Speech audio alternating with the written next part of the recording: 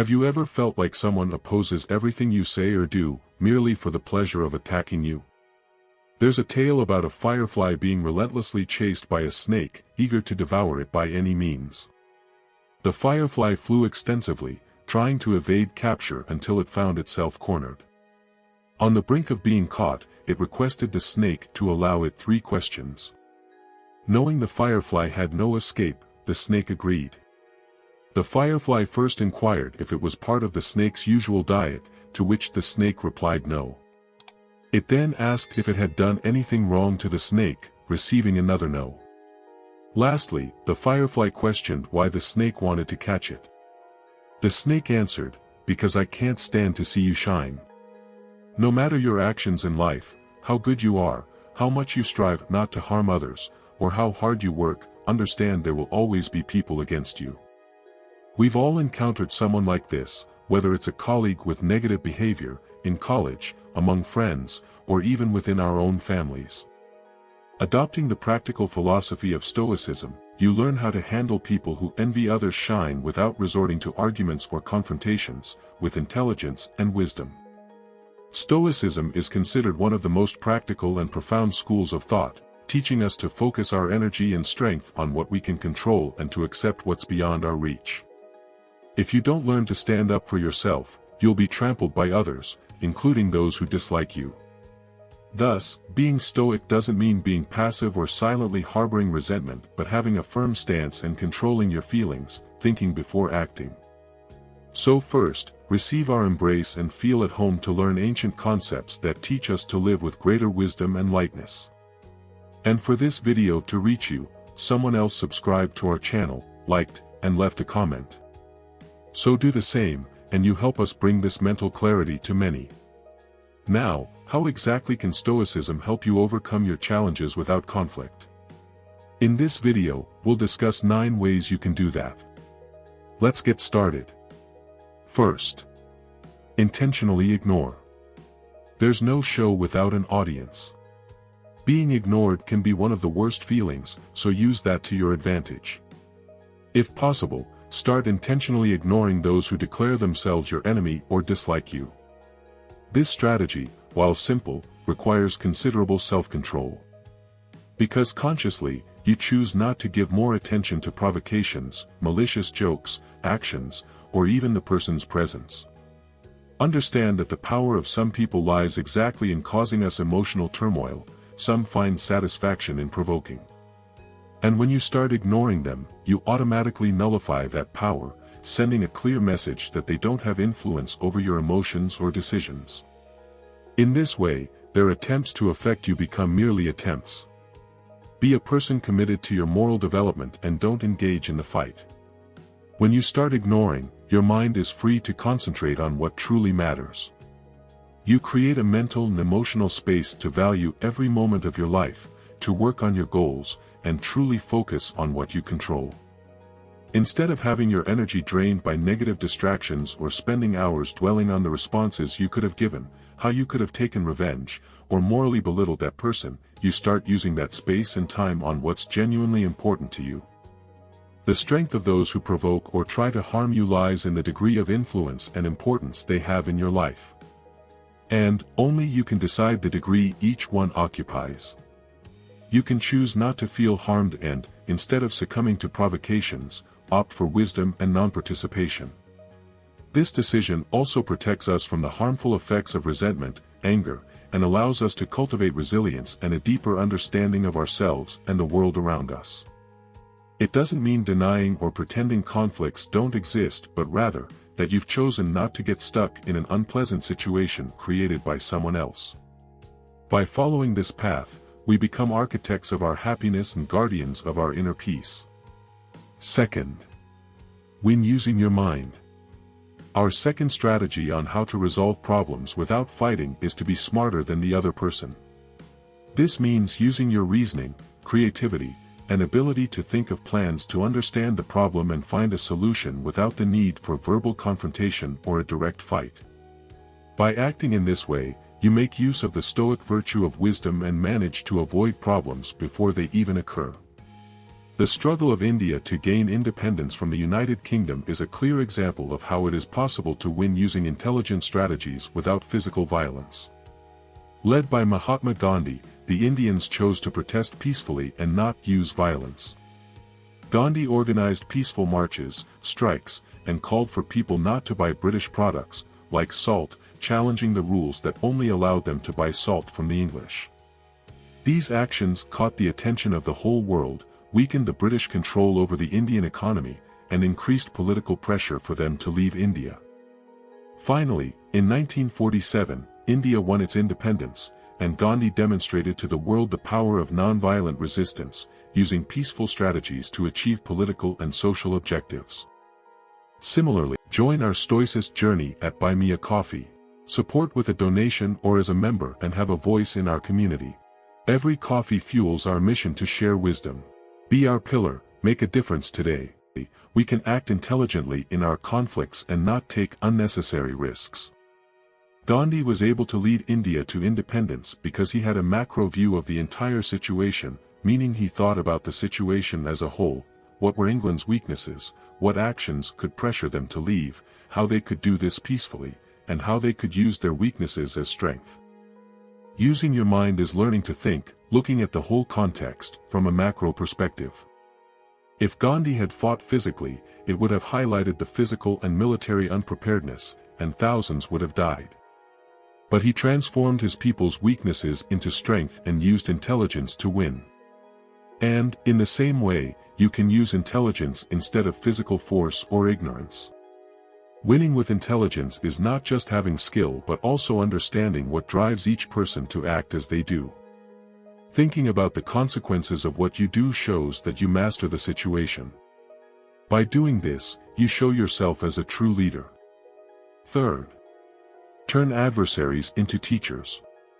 One of the concepts of Stoic philosophy is to turn adversity into a pathway.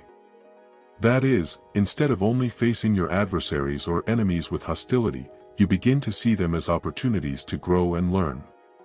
Truly, like teachers on the journey of life. They test our limits, expose our weaknesses, reveal our vices, and clearly show us where we need to improve. In the words of Marcus Aurelius, who was the most powerful man in the world as a Roman emperor, the best revenge is to be unlike him who performed the injury. Instead of reacting with anger, use these challenges to strengthen your resilience, wisdom, and virtues. When you are met with rudeness, by being rude back, you also become impolite. If you are disrespected, by doing the same, you also become someone who lacks respect for others. Train your patience, tolerance, and especially your calm. In this way, the obstacle becomes the way. Moreover, Marcus Aurelius also advises us, when tempted to criticize someone, stop and reflect on your own faults first. And, ask yourself, what is the fault in me that resembles the one I am about to criticize? Sometimes we demand from others what we cannot do ourselves. Thinking in this way provides humility and empathy.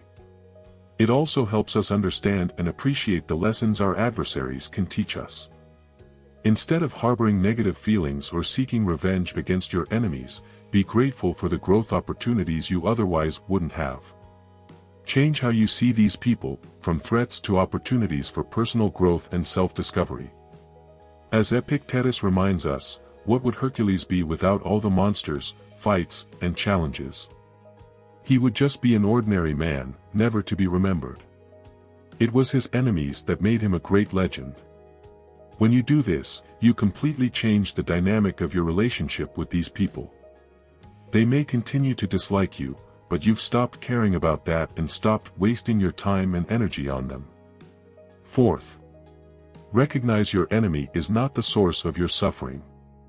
The true reason for your suffering does not come from whom you consider your adversary or enemy, or the person you're having issues with, but rather from how you judge and perceive each situation occurring in your life. It's not the actions of this person that make you angry or hurt. It's the way you view and react that determines how you feel. Indeed, this person, whoever they might be, helps you see what's happening inside you, showing where your thinking is mistaken or where you're reacting emotionally unnecessarily. Your enemy offers you the chance to see where you're placing too many expectations or clinging too much to things you shouldn't. Epictetus, who went from a slave to an esteemed Stoic teacher, taught something very simple yet powerful: it's not the events that happen around us that upset us, but our judgments about them. He challenges the idea that external events have the power to disturb our inner peace. Instead, it's the way we interpret these events that shapes our emotional response. For Epictetus, even when something bad happens, what truly matters is how we face it, helping us recognize that our perceptions and interpretations play a crucial role in our emotional states. Epictetus believed we have the power to choose how to react to things, and this choice can make all the difference. When you realize that what bothers you isn't the person or situation itself but what you think about it, you can change how you react and develop more emotional strength, without getting upset by provocations. Additionally, this requires a profound shift in perspective, moving from blaming the external world to taking responsibility for your interpretations and emotional responses. Instead of blaming others or harboring resentment, we can start to question ourselves in this way: why did that offend me so much? Why did what so-and-so said make me so angry or upset? Why did that person's actions hurt me in this way? Think of your enemy as a mirror reflecting parts of yourself that may need attention. Examine how you feel and why you felt that way. Changing the way you see these people helps you change how you deal with them and also helps you understand yourself better. This wisdom brings a new perspective on the situation. You begin to think differently when you recognize that your judgment is the key to your emotional state. Look at the importance of understanding this: your judgment is the key to your emotional state. Instead of reacting automatically, you can cultivate a more balanced mind and have the ability to respond in a rational and conscious manner. Moreover, this paradigm shift will bring more lightness and joy to your life. It can help you grow and improve as a person, knowing that your strength and courage do not reside in another person and ceasing to be controlled by others' actions, moods, or consideration, thus unlocking immense potential for personal growth. Fifth, choose greatness through forgiveness. Forgiving is an act of greatness. It's like exchanging bitterness and revengeful desires to find peace within oneself. Forgiving someone doesn't mean you have to be close to the person who wronged you or invite them into your home, but rather, you choose to free yourself from all anger, bitterness, or resentment. Forgiveness isn't about the person who harmed you, it's about not imprisoning negative feelings inside your heart. This is not a sign of weakness, but rather of strength and nobility. By forgiving, you show that you control your emotions and create your own destiny. It's a rise in consciousness that involves accepting the reality of what happened, regardless of whether or not you understand the reasons behind it. When you forgive, you break a cycle of resentment and restore balance in your emotional and mental life. When we are carried away by pride, we close ourselves off to the world and create barriers that hinder any form of reconciliation. To forgive is to respond to evil with kindness. The Stoic philosopher Epictetus summed up the meaning of forgiveness quite profoundly: it is superior to revenge because it shows kindness, while revenge reflects a wild nature. This wisdom highlights how forgiveness can transform lives, as it is founded on compassion and the understanding of an enlightened spirit. When we think of revenge, we are merely reacting, allowing others to control our actions. Being, in a way, trapped in the situation, always as a victim. But by forgiving, you free yourself and regain your power over yourself. Sixth, transform your relationship with your enemies. This means acting with kindness, understanding, and compassion to bring about positive change both in the environment and in people's behavior. This new way of tackling problems encourages us to do good even to those who try to harm us. Demonstrating such greatness and acting in this manner is not easy, which is why I'd like to share this story with you. A wealthy man decided to gift a poor man on his birthday and with irony had a tray filled with garbage prepared. To truly humiliate the man, the rich man delivered the gift in front of all his friends and subordinates. The birthday man, in his innocence, received the gift with great joy, kindly thanked the giver, and asked the man to wait a few minutes, as he wished to return the kindness. Thus, the poor man threw away all the trash, washed and disinfected the tray, filled it with beautiful flowers, and returned it to the wealthy man with a card saying, "We give what we have best." This story shows that we cannot expect people to give what they do not have. Each one of us carries a baggage of feelings and attitudes. Some can only offer a tray full of trash, while others choose flowers. Choosing love instead of anger not only benefits the other person but also helps us grow, broadening our vision and moral strength. In the story, the wealthy man tried to spread hate and negativity, but his actions did not shake the poor man, who responded with love and kindness. Similarly, we too can transcend our primal instincts and choose to act with love and kindness. By doing so, you elevate yourself above petty fights and disputes and show that you are not just part of the problem but also an essential part of the solution. 7th. Face it head-on. The 7th strategy we can use to solve problems without fighting is to confront the problem directly. I like a quote from Dr. Matt Murdock that says, "An enemy not confronted tends to grow stronger." To confront someone means having a direct and objective conversation. You can start by saying, "I've noticed you've been doing this and that, and I don't think it's right. I've done nothing to you and I want you to stop referring to me in that way." This is confronting. It's not about physical violence but about showing that you are aware and do not tolerate certain behaviors. Of course, each situation is unique. If it's your boss, for example, the approach needs to be different. Confronting is not synonymous with fighting but with knowing how to stand your ground. If you don't show firmness, others may take advantage of you. This doesn't mean you need to start a fight. When you show that you won't accept everything silently, most of the time, the person gets the message and the situation does not escalate into a fight. If you accept it once, people will do it twice, 3 times, and so on. Therefore, it's important to be ready to assert yourself when necessary. 8th. Focus on yourself. When we waste time plotting revenge or stewing over each situation, we neglect what's essential, focusing on ourselves. Think of it this way: every minute of your life wasted thinking about someone who hurt you or how things could have gone differently is a minute less for yourself. Sometimes we hope that the offender might regret and backtrack, but deep down, this thought reveals we're still waiting to be acknowledged by that person. Our value and recognition must first come from ourselves. Join our Stoicist journey at Nobody Will Do That For You. Support with a donation. Focusing on yourself and have a voice taking on that responsibility. Every coffee fuels our mission to share the opinion and recognition of others, make a difference especially from those who dislike you.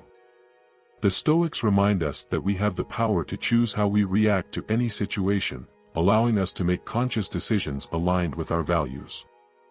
Following these teachings, we embark on a journey of self-discovery, overcoming ignorance, forgiving, and cultivating love, breaking down barriers that prevent us from achieving virtue, wisdom, and happiness. 9th. The control is yours. You are the only one who has control over your emotions. When someone affects you, it's because you allowed it to happen. No one has the power to destroy your peace, take away your sleep, ruin your day, or diminish your smile. That control is all yours. Nobody can harm you unless you allow it, because the control of your emotions is in your hands. It's challenging to live with someone who wants to harm you gratuitously, but understand that these people, like the snake from the beginning of the video, can't stand to see someone else shine. What truly shows who you are is what you feel and how you react to it. Therefore, it doesn't matter if you have many enemies. What truly matters is how many people you don't consider enemies and don't feel anger towards. What matters is not what others think of you, but what you think of yourself. It doesn't matter how many try to hurt you, what counts is that you don't try to hurt anyone. If your life isn't going well, it's not because of others but because of you. What complicates your life is not how much others dislike you, but if you harbor resentment towards them. It's not the ill wishes of others that matter, but how you feel and act towards them. You have the power to change things in your life, including how much you're affected by your enemies. As Marcus Aurelius advises in Meditations, choose not to be harmed, and you won't feel harmed. Don't feel harmed, and you haven't been. And if you've made it this far, comment gratitude. By doing so, you confirm your desire to change for the better.